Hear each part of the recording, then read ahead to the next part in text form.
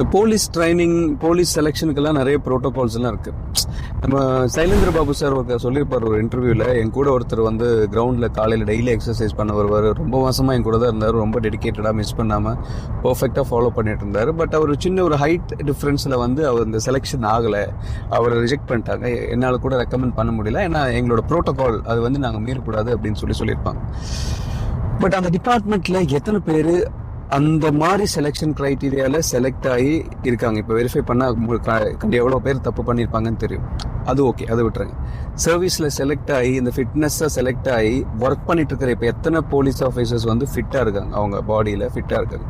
ஒருத்தர் police officer அப்படின்னா அந்த ட்ரைனிங் எல்லாம் நம்ம எதுக்கு கொடுக்குறாங்க அப்படின்னா, ஒரு திருடனை பிடிக்கணும், தப்பு நடக்காமல் பார்க்கணும், மலை ஏறணும், ஓடணும், இதெல்லாம் ஃபிட்னஸ் இருந்தால் தான் வந்து அந்த சர்வீஸ் வந்து ஸ்ட்ராங்காக இருக்கும் அப்படின்னு தானே. பட் ஒரு 1-2 வருஷத்துல எல்லாரும் புஷ்ஷுன்னு போயிடுறாங்க. ஒரு ஆக்டிவ் இல்லை, ஒரு ஃபிட்னஸ் இல்லை, ஓட முடியாது, நடக்க முடியாது, தொப்பை இல்லாத போலீஸ்காரங்களே பார்க்க முடியாது இல்லை. ஸோ இது வந்து ஏன் ஆஃப்டர் ஹையரிங் வந்து இந்த டிபார்ட்மெண்ட்டில் வந்து ப்ராப்பராக மானிட்டர் பண்ண மாட்டாங்க? ஓகே, நீங்கள் ஃபிட்னஸ் இல்லை, போலீஸ்னா மிலிட்ரினா உங்களுக்கு ஃபிட்னஸ் இல்லை அப்படின்னா உங்களுக்கு ஜாப் செக்யூரிட்டி கிடையாதுன்னு சொல்லணும்.